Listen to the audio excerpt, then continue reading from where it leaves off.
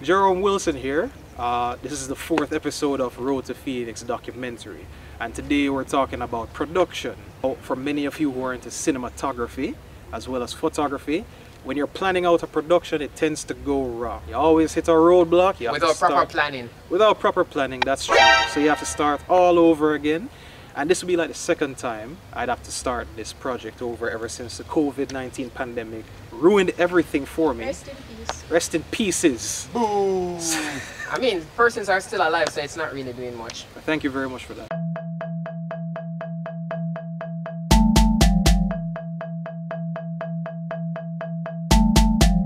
So today we're going to call in a specialist in terms of cinematography. Specialist, but yes. He's a specialist in more ways than one. The wrong digger. Yeah, the wrong digger. Let's just go with Gio. let's not do full name. I'm not really publicizing my full name here. Please introduce yourself. Okay, alright guys, I am Gio and I'm a part of the production team here on Road to Phoenix. Alright. So I got on board during the last bit of the last season for production. Apologies about that. And looking back at the scenes that were done before, they're pre-production, the script, the location scouting, things that are needed before the actual production to take place was like, it was done. It sucked! It sucked. Thank you very much. I mean, I was trying to be nice about it, but like the idea was there. How do I put this nicely? It wasn't planned properly, and after reviewing it with many experts and the production It should team, have been flushed down the can. so to speak, it should have been flushed down the can. I mean, you probably have a better chance of finding a future in Riverton. I mean, not saying that it's that bad, but in terms of organization.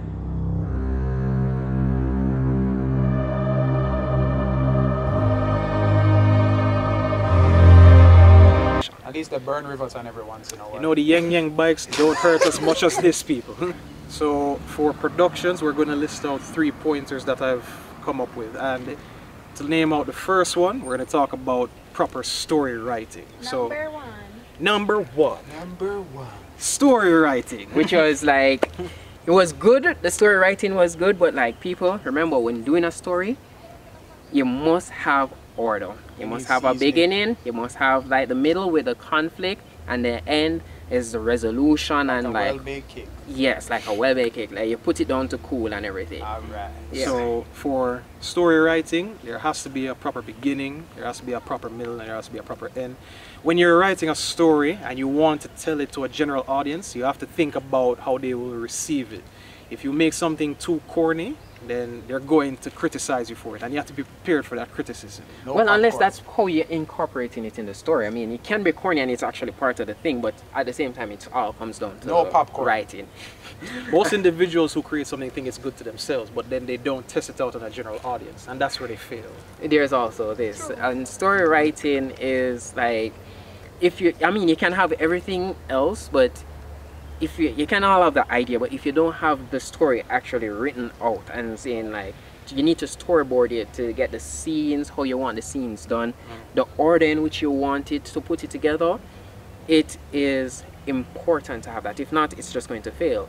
And what's going to happen is that you're going to go through with just the idea, try to make it work, and then you're seeing that, oh, you know, I can add this with no organization or structure before that. You say, will it really work well with this? Let's just put it in and do, and then you just waste time, money, and all of that. So, right? like in conclusion to the first point, there will be many failures that we'll experience, but that's what makes a story better. You have to sit down with anybody that you are planning this with. You have to do it over, and you have to make sure that it's at least acceptable to be released. Yes, and please, one of the more common thing with stories is that when you don't plan it out properly and then you see something coming up, you're going to try rush it, especially to work, because you're going to spend so much time adjusting the middle and all of this without actually planning. And then you're going to rush the ending and put in a whole lot of stuff trying to cram people without proper development to say how we got here, and then movie is finished and you're like, okay, so what happened? Yeah. First we were just here on the beach, and the next thing we know we're in a casket. Right.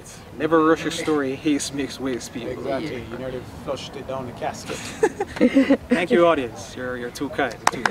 The second pointer that we're talking about today. Always ensure you have the right equipment. Like, so preparation is the second point. Yeah, pre-production overall. You know, you have to do your location scouting to see, is this location appropriate for this scene?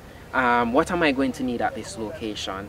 If it is that your multiple locations can work for the scene, what you can try doing is taking photos and stills of these locations, use it, and then look and see, all right, looking at it, how would the costume or the appearance of your actors fit into these locations based on the scene that you want to portray, the theme that you want, the vibe you want to give off from the scene. You want a dark kind of feel. Set the tone of whatever it is that you want to release out there. That's where different opinions come in. If you're going for a sad tone for a film, you have to take the opinions of many people into consideration. So get their input first. And like Gio mentioned, take still shots, review your work, and make sure that when you are looking it over, you actually get the right tone that you're going for, because it's very difficult to put your imagination into reality. Most people try for like gothic themes, depressing themes, romance themes, and it never really comes out the way that they want to, and they get fed up. Most important thing to have is a floor plan. Pretty much a floor plan is the actors are going to utilize the space, as in where they're going to walk. Okay. Like, is he going to walk and interact with this person, bounce this person to create a like effect to say probably foreshadowing something. Doing different scenes from different angles will give you a better planning on how to get the tone. Exactly, and then see how persons, like, it depends on how the person enters a scene, how you want the crowd to react, so how he has to walk, so you can get reaction of persons within the location. Dress rehearsals are also essential as well, because the dialogues or for the script to ensure that how is it that you're going to do the speech? Yes. And then for the camera to know that, okay, I'm speaking to you and I'm going to walk over there. Person who is videoing will know then that I'm going to walk over there, so he'll be prepared that after I say and, I'll be starting to walk, so the camera can then now slowly follow me to that direction, where in some cases like suddenly you're walking over there and the camera is like, what? And then the sudden shift. So and then for the audience, let's do a general description. Yeah, this is your punishment for today. So let's just do a scene where you are a boss and I walk in as a worker. Let's see the interaction and the dialogue. 1, 2, 3, let's go. Okay, so how are you doing today? I messed up the documents. It really took a lot of time. I'll get it right next time. What do you mean by the next time? Look, I know that we had the clients coming in. Please, I just need a little You more think time. you always have a next time to do these things? Sir, I understand that you need You it know? for Thursday. You know what? You really need to take this into consideration. I have a meeting right now. I don't know what I'm going to tell. I'll explain to them. I'll explain to them. I will, I promise. Okay, so right there it can be a still where I walk off, right? And you still in the frame because I'm going off and you're the main. So for a manager, we focus on how strict he's getting. For how. Yes, the lens that you use as well is important. Like, you want to get the zoom in effect of the person, the facial expression. So dedicating yourself to post-production is a serious thing. You can't go into cinematography and joke about it. No. Pre-production. Pre-production is the most, not post, pre. Ah, post is when you finish it. Yeah, post is... Honest mistake, Pete. Get it right, Jerry. I'm sorry. Pre-production is important. I mean, yeah, pre-production, production, post-production. I mean, some people will have marketing and distribution different from post-production, but some people have it as a part. Alright, so for all the people out there who are interested in doing these types of projects, I suggest that you follow these pointers, because it is generally into the whole background of making a film or making anything that you want in terms of cinema. The sun is really hot, so we're just getting to the final Get to the third point, Jerry. Yeah, the third point. It's the final result. You look over everything, completed, you're ready to release it. But you know the one thing that will always make that go wrong? It's the release itself. When everything bombshells. So you release your film, nobody likes it. Criticisms, reviews everywhere, it makes you feel like you shouldn't have even been born. You need to realize one thing. Criticism on a positive or negative point of view, it helps you, because it helps you to grow. If you take all that negative criticism and you fail, that's it. Tell us about the effects of negative review. Alright, so criticism is very important, and people, you have constructive criticism, which is what is the more important one, outside of persons criticizing your film without saying what or how to improve on what was done. We'll call it destructive criticism. Yes. Yeah. And then, so with constructive criticism, trust me, it can hurt, it can get your morals down, but at the same time, because where you'll see where you went wrong. You don't let it get you down. You know that the next time you tackle it, or you can redo the whole thing, or for the next installment of it, you can try to make a comeback in the second one to improve on everything. Because like for most persons, especially readers, when they're watching, they actually watch as a film like they are reading a book. They look for the plot, they look for the character development and how well they can relate with the character. So the story is building up in a way where they're interested and they keep watching. Everybody's original in their own way. So if you do a project and nobody really likes it, that means you need to do a different take on it completely. Try something different. I mean, you can do the same project, but you just have to revamp on how you do things, what you put in there. Because, like say I'm going to smash the wall, I punch it and I fail. Obviously people are going to be like, and then you don't give up. Next time you just come back with a hammer. Hammer don't work, you come back with a sledge. You know, you have to try. Don't use your fist, Jerry. Because somebody might can punch it and, you know, damage the wall with their fists. Not realistically speaking. Props to those people out there, by the way. But I mean, you don't have to change your idea, you just change how you try to put it out there, how you try to execute it. Execution. So I know that initially the release date for this film would have been December 26th of this year. My whole excitement for this was to release it in a year that was playing on 2020. But so far this year has literally beat us down with a beating stick without mercy. Yeah, he got too distracted by the happenings of 2020 and wanting to quickly release a film that tanked. I mean, the idea is still there, but the organization of the story was just... Russian tanked. Yes.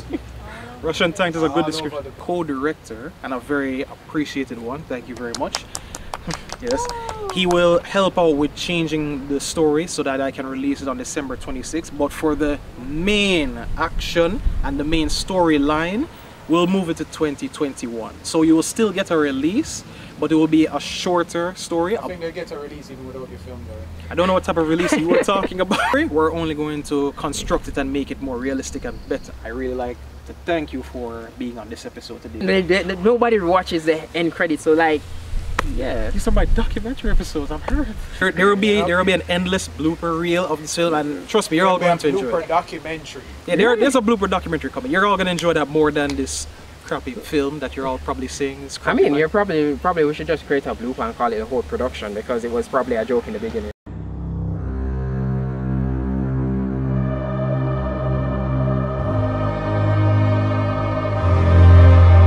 So this is the part where you get out. I mean, like the blooper to Phoenix. Yes, that's it. Don't forget to like, share, comment, and subscribe on this channel. I thank you all for watching today, and enjoy the bloopers at the end. This is Jerome Wilson, and I'm signing out.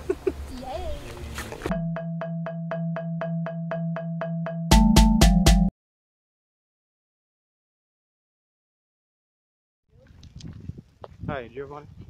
Hi, good morning. Good morning.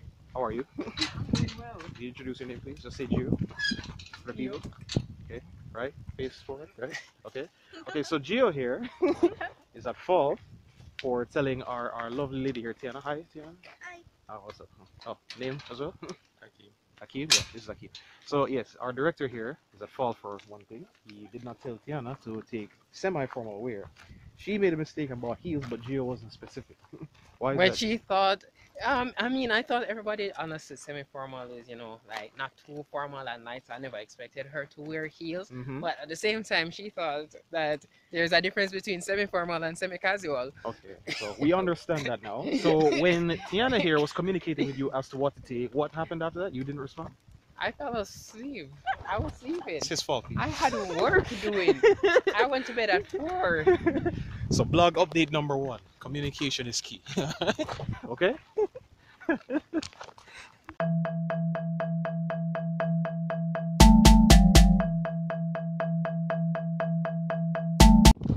In my heyday, I could walk up Blue Mountains with ease. So walking up a hill is nothing. So for all you weaklings out there, take your vitamin C and try a thing out. Because, you know, the hillside is actually quite nice.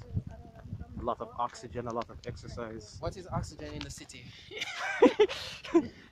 Gio has a strong point. What is oxygen in the city? You're basically choking on fumes and smoke. Me, no? No, I'm fit. I mean, because there's not so much vehicular traffic out here, you're like. It's also true.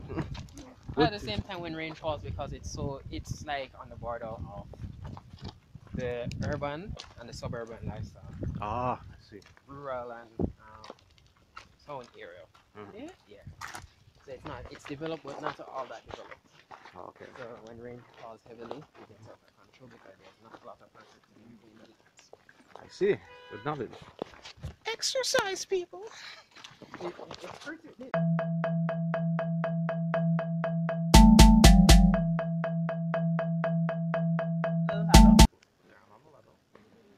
Yes.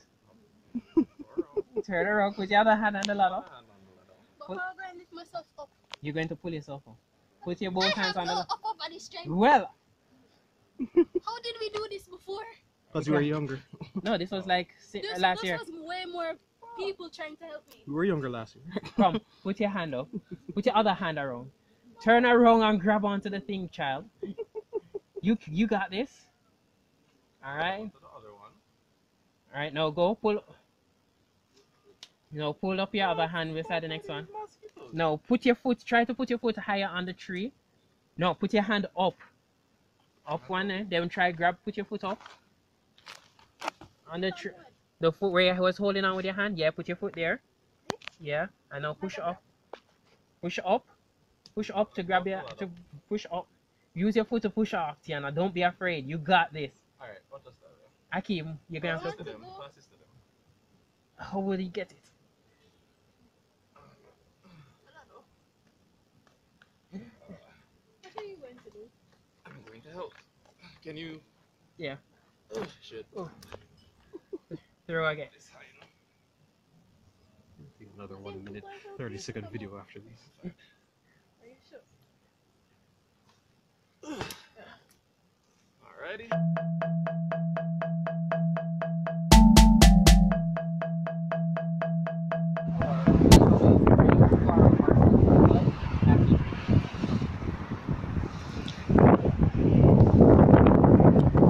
You say hi. Hi. Tiana, say hi.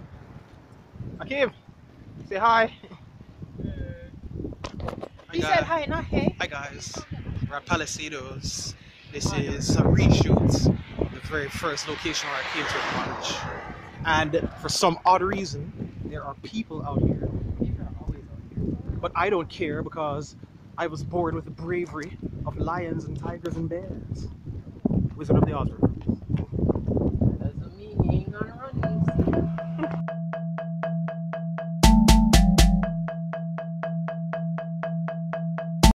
This is the rock that Gio wants Tiana to walk. Look at this. With heels in my hand. With and these no heels. hands. With these And heels. no hands at all. No hands. Gio, this is not right. Look at this. It's possible. Let me show you the incline, people. You see, there's no step here. It can be done.